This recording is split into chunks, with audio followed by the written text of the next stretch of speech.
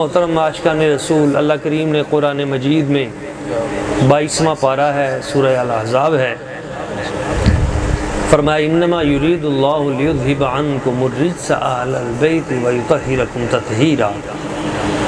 اللہ کریم تو چاہتا یہ ہے کہ اے پیارے حبیب، لیذھب عنکم الرجس اہل البیت، آپ کے اہل بیت اطہار سے اللہ تعالیٰ ہر کمی والی شے دور کر دے، ہر کمی والی چیز کو دور کر دے، وَيُطَهِّرَكُمْ تَطْهِيرًا، اور انہیں یوں پاک کر دے جیسے پاک کرنے کا حق ہے۔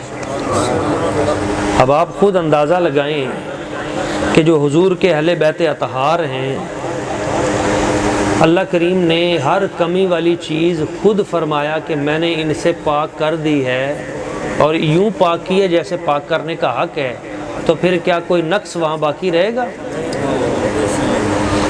عام بندوں کی اور اہل بیت اطہار کی یہ تفریق ہے، یہ فرق ہے۔ میں اور آپ ہم نجس چیز سے خود بچتے ہیں۔ میرے لیے حکم ہے کہ میں نجاست سے بچوں، آپ کے لیے حکم ہے نجس چیز سے آپ دور رہیں، اپنے آپ کو بچائیں۔ کوئی عالم ہے، کوئی مفتی ہے، کوئی ڈاکٹر ہے، کوئی پروفیسر ہے، کوئی دنیا کا فرد ہے، تو اس کے لیے لازم ہے کہ وہ اپنے آپ کو نجاست سے دور رکھے، لیکن یہ انفرادیت ہے اہل بیت اطہار کی، یہ اسپیشلٹی ہے، یہ خصوصیت ہے اہل بیت اطہار کی کہ انہیں یہ حکم نہیں دیا گیا کہ تم نے نجاست سے دور رہنا ہے، نجاست کو حکم دیا گیا ہے ان سے دور رہنا ہے۔ یہ ہے وہ پہلی بات، یہ انفرادیت ہے اہل بیت اطہار کی کہ ہمیں حکم دیا گیا کہ تم نے نجاست سے دور رہنا ہے، مگر ان ذوات مقدسات کے بارے میں نجاست کو، نجس چیز کو، ناپاک کو، کمی کو، کوتاہی کو حکم دیا گیا ہے کہ تم نے ان سے دور رہنا ہے۔ لگے ہاتھوں ایک بات اور کر دوں، ہم جب دنیا میں آتے ہیں تو دنیا میں آنے کے بعد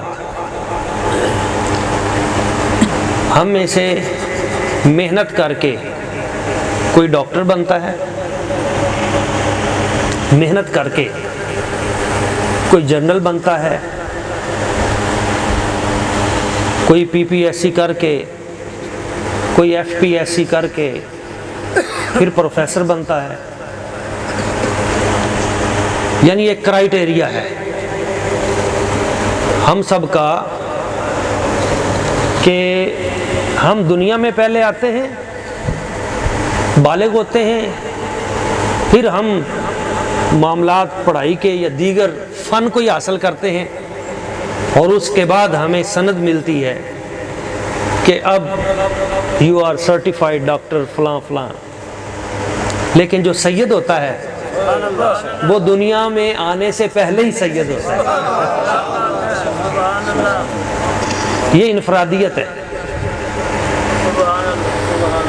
اللہ کریم کی ذات ببرکات نے ان عظیم ہستیوں کو بے پناہ برکتیں اور عزتیں بخشی ہیں، انہیں شرف بخشا ہے، اس لیے ان کے بارے میں فرمایا گیا نؤتیہا اجرہا مرتین، وہ اگر ایک نیکی کریں گے تو انہیں اجر بھی 2 نیکیوں کا ملے گا۔ ہم ایک نیکی کریں گے تو ہمیں وہ 1 نیکی کا ملے گا، جہاں پہ ہمیں 700 نیکی ملے گی نا جس نیکی پہ، وہاں انہیں 1400 نیکیاں ملیں گی۔ تو اس لیے اہل بیت اطہار سے کسی قسم کا تقابل اور اس طرح کی باتیں ان سے بچنا چاہیے۔ اللہ نے جس کو جو شان دی ہے اس کو کھلے دل سے تسلیم کرنا چاہیے۔ نبی اکرم صلی اللہ علیہ وآلہ وسلم حضور نے خود فرمایا احبو اہل بیتی لحبی، میرے اہل بیت سے میری وجہ سے محبت کرو۔ اور اصحاب کے بارے میں بھی فرمایا میرے صحابہ کرام سے میری وجہ سے محبت کرو۔ تو اصل مرجع جو ذات ہے وہ نبی کریم صلی اللہ علیہ وسلم کی ہے، اور حضور نے جس کو جو منصب دے دیا ہمیں حضور کی ہر نسبت کا حیا کرنا چاہیے۔ نعرہ تکبیر، اللہ اکبر۔ نعرہ رسالت، نعرہ حیدری، حسینیت، حسینیت۔ یہ کیسے ہو سکتا ہے کہ اللہ نے اپنے محبوب کو ہر نسبت تو اعلیٰ دی ہو، مکہ مکرمہ زمین اعلیٰ دی ہو، مدینہ منورہ مدفن اعلیٰ دیا ہو، کتاب قرآن سب کتابوں سے اعلیٰ دی ہو، ازواج مطہرات اعلیٰ دی ہوں، اور جب یار دیے تو وہ بھی اعلیٰ دیے، اور اہل بیت دیے تو وہ بھی اعلیٰ دیے، اور امت دی تو کنتم خیر امت، امت بھی سب سے اعلیٰ دی۔ تو جو بھی نسبت اللہ نے اپنے محبوب کو دی ہے وہ سب اعلیٰ ہے۔ تو ہمیں چاہیے کہ ہم اللہ تعالیٰ کی عطا کردہ حضور کے ساتھ جتنی نسبتیں ہیں ان سب نسبتوں کا احترام کریں، اور ان نسبتوں میں اہل بیت اطہار کی نسبت بہت بڑی نسبت ہے۔ نبی اکرم صلی اللہ علیہ وآلہ وسلم حضور نے ارشاد فرمایا ان الحسن والحسین سیدا شباب اہل الجنہ، سبحان اللہ، سبحان اللہ۔ بے شک حسن اور حسین، ویسے یہ دونوں نام بھی بڑے پیارے ہیں سبحان اللہ، ماشاء اللہ، بے شک۔ اور ان کی نسبت بھی حضور کے ساتھ ہی ہے۔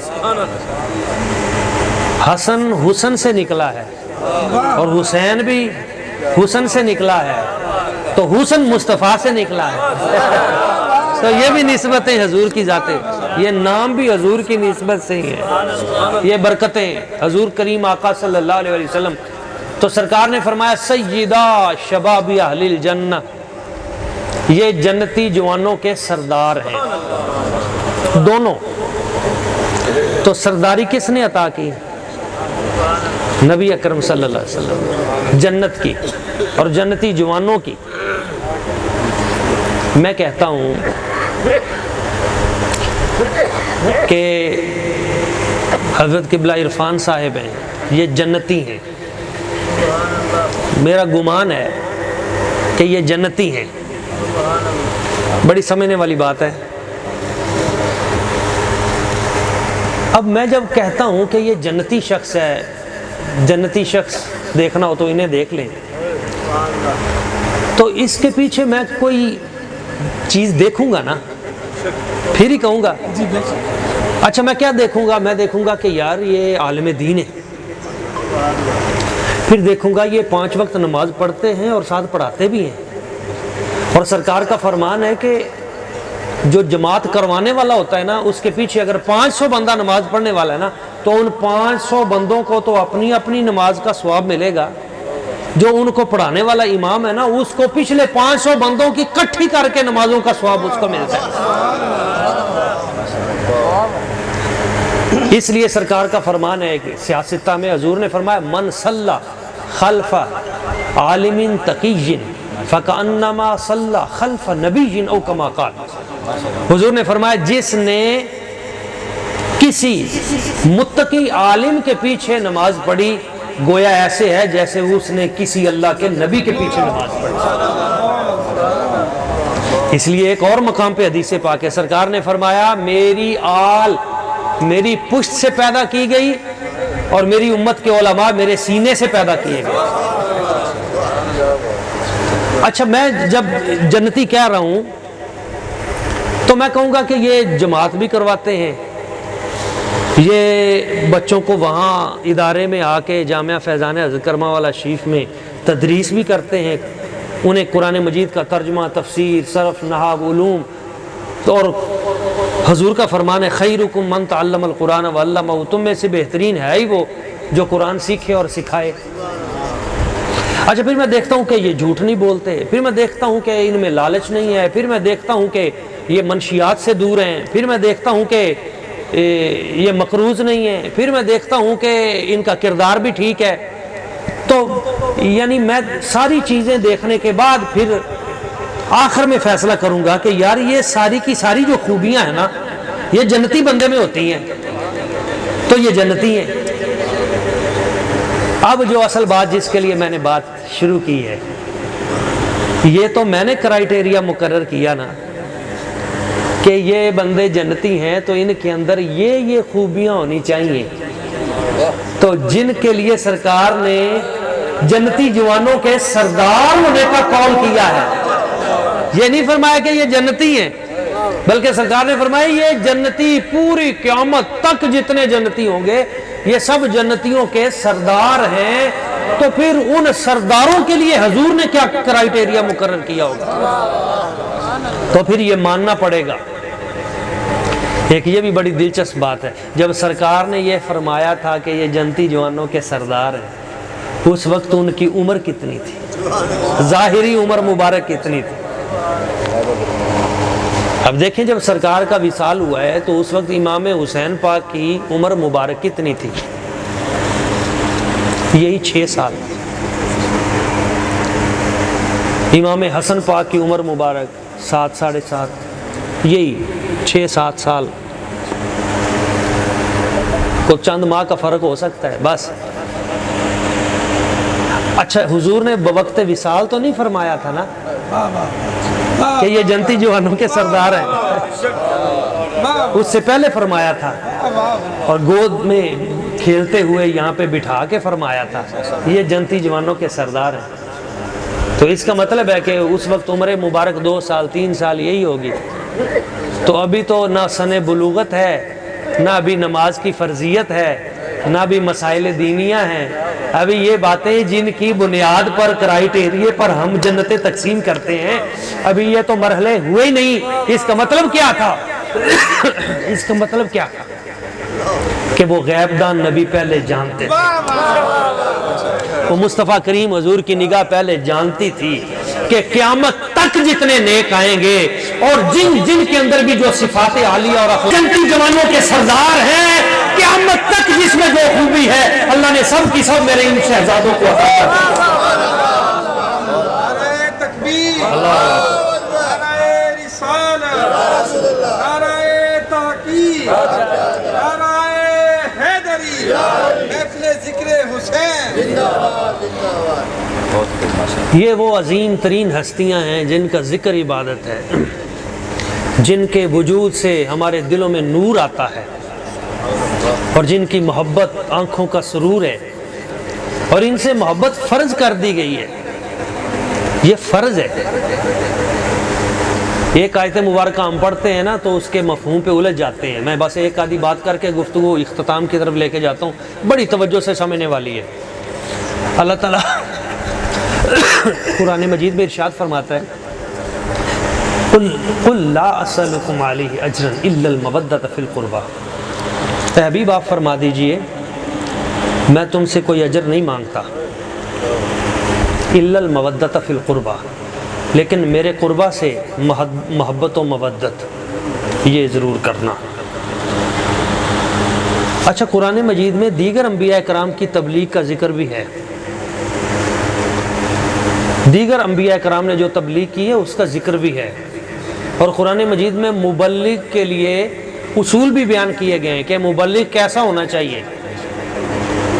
ابھی کل جو میرا پروگرام تھا ARYQ ٹی وی پہ پاک تنشیف سے، اس میں میں نے یہ آیت مبارکہ بیان کی ہے۔ ایک سوال آیا تھا کہ کیا مبلغ کے لیے اخلاق ضروری ہیں، تو میں نے کہا وہ تو سراپا اخلاق ہونا چاہیے۔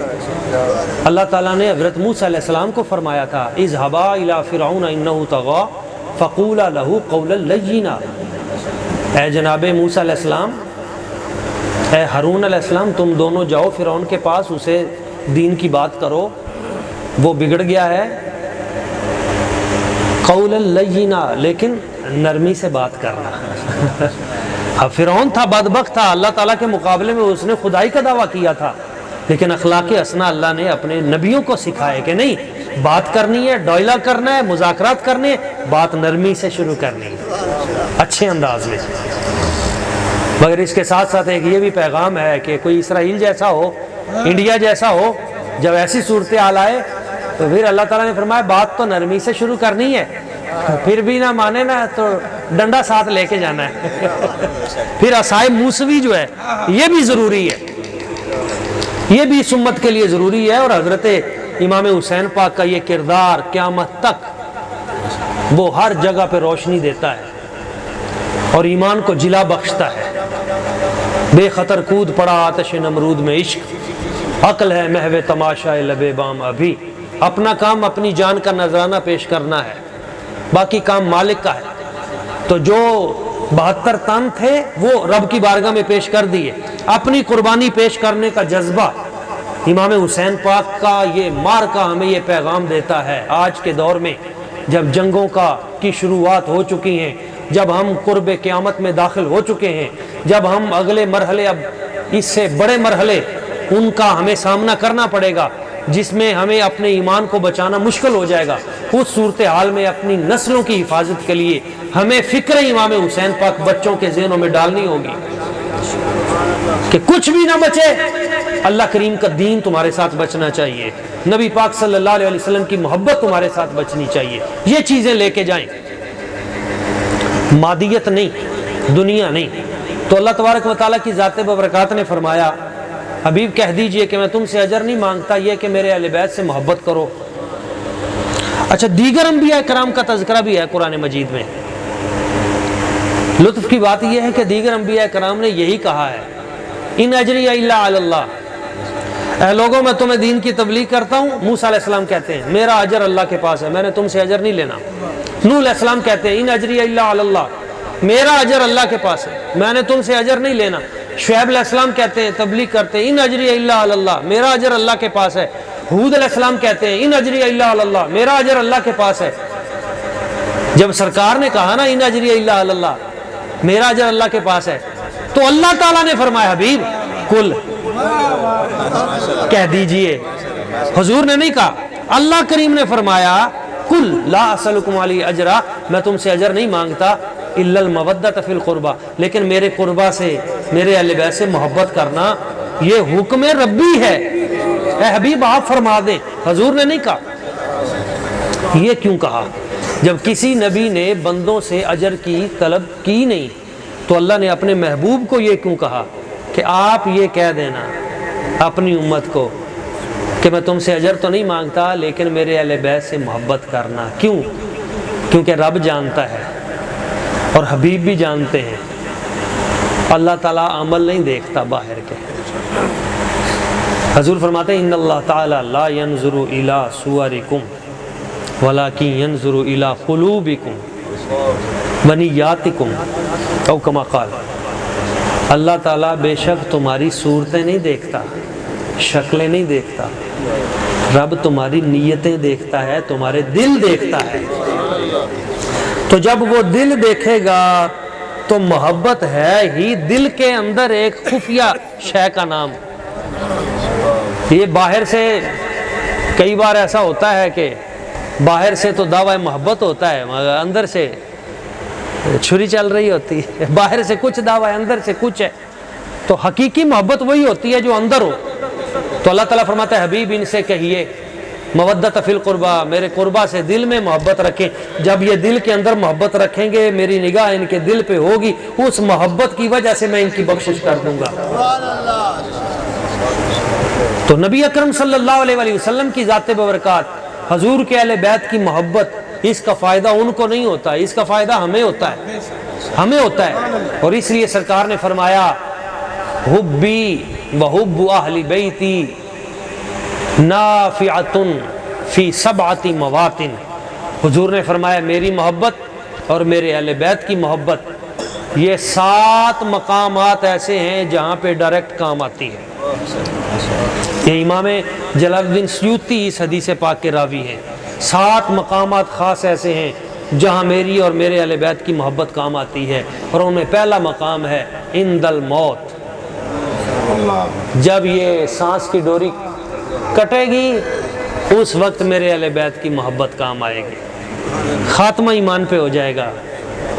عند القبر، جب قبر میں سوال و جواب ہوں گے وہاں پہ میرے اہل بیت کی محبت کام آئے گی، سوال کے جواب آسان ہو جائیں گے۔ عند النشور، قبروں سے جب باہر نکلنا ہے وہاں پہ میرے اہل بیت کی محبت کام آئے گی، تمہارا اٹھنا نیکوں میں ہوگا، صالحین میں اٹھنا ہوگا۔ اور جو نیکوں میں کے اندر اٹھے گا وہ نیکوں کے ساتھ ہی شمار کیا جائے گا۔ اور پھر عند الکتاب، پھر حضور نے فرمایا میرے اہل بیت کی محبت جس وقت وہ نامہ اعمال پکڑایا جائے گا اس وقت کام آئے گی، داہنے ہاتھ میں پکڑا دیا جائے گا۔ عند الحساب، پھر جب حساب ہے اس میں کام آئے گی۔ عند المیزان، جس وقت وہ وزن تولے جائیں گے اعمال کے، وہاں پہ اہل بیت کی محبت کام آئے گی۔ وعند الصراط، اور پھر جب پل صراط پار کرنا ہے تو مشکل ترین مقام ہے تو اس پل صراط پہ میرے اہل بیت کی محبت کام آئے گی۔ تو آپ دیکھتے ہیں کہ وہ تمام مشکل ترین مراحل جو مرنے کے بعد آخرت میں، ان سب میں اہل بیت اطہار، اور عند الحوض بھی ہے۔ حضور نے فرمایا حوض کوثر کے اوپر میرے اہل بیت اطہار، ان کی محبت کام آئے گی۔ تو دوستو یہ زندگی مختصر ہے، اس مختصر زندگی میں ہمیں یہ چاہیے ہم اہل بیت اطہار ان سے عقیدت و محبت رکھیں، اور محبت کا خالی خولی دعویٰ نہ ہو۔ اس جملے پہ بات ختم ہے۔ ہم دعویٰ کریں کہ محبت ہے ہمیں، لیکن ہماری شکل ان جیسی نہ ہو، ہمارا عمل ان جیسا نہ ہو، ہمارا قول و فعل ان جیسا نہ ہو، ہمارے معمولات ان جیسے نہ ہوں۔ وہ تہجد پڑھیں ہماری نماز بھی نہ ہو۔ امام حسین پاک پیدل چل کے 25 حج کریں، ان کے پاس کوئی گھوڑوں کی کمی تھی؟ شہزادے تھے، سب کچھ تھا ان کے پاس، مگر مدینہ منورہ سے مکہ مکرمہ پیدل چل کے 25 حج کرتے ہیں امام حسین پاک۔ اور ہمارے دل میں کبھی جذبہ بھی پیدا نہ ہو حج بیت اللہ شریف کا، عمرہ شریف کا۔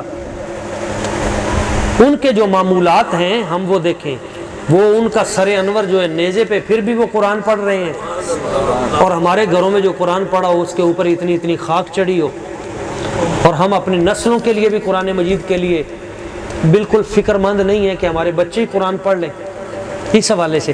تو پھر یہ ہمارے خالی دعوے ہیں، اور جنہوں نے صرف دعوے کیے ان کے مطابق، اہل بیت اطہار کے مطابق نہ عمل کیے نہ اپنے اخلاق سنوارے، تو ان کو زیادہ مار اہل بیت اطہار کے ہاتھوں سے ہی پڑے گی کہ تم ہمارے نام پہ بلیک میل کرتے تھے، لوگوں کو جھوٹ بولتے تھے، تم دعوے کرتے تھے ہم اہل بیت سے محبت کرتے ہیں، اور عمل ہمارے والے تم میں ایک بھی نہیں تھے۔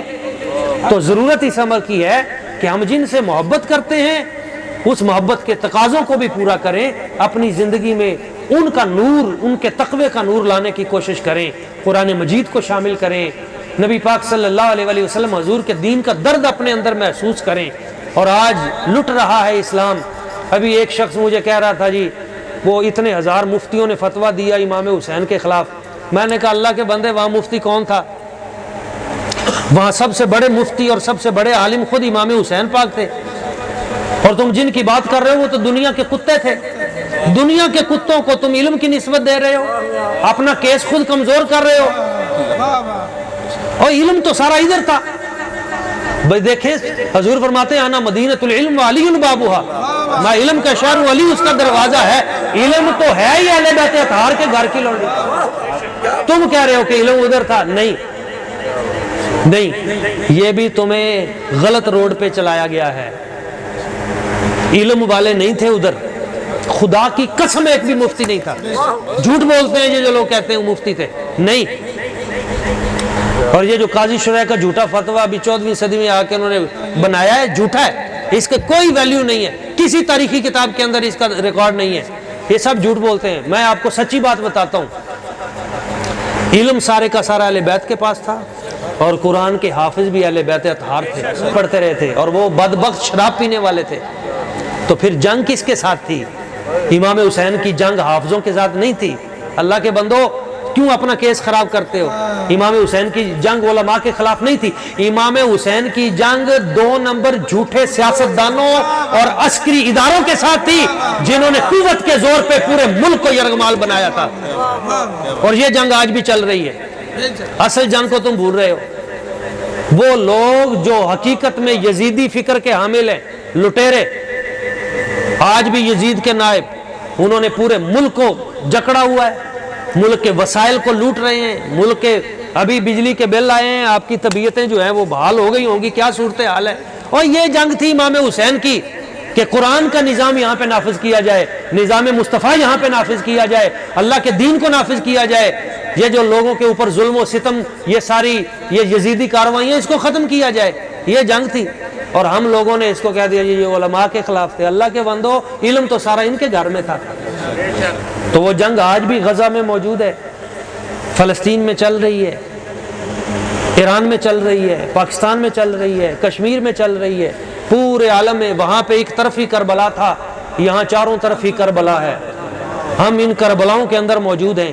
ضرورت اس امر کی ہے کہ ہم اس منافقت سے باہر نکلیں، سچے لوگوں کے ساتھ کھڑے ہو جائیں، اہل حق کے ساتھ کھڑے ہو جائیں، اپنے اور اپنے بچوں کو حضرت امام حسین پاک کا صحیح فکری جان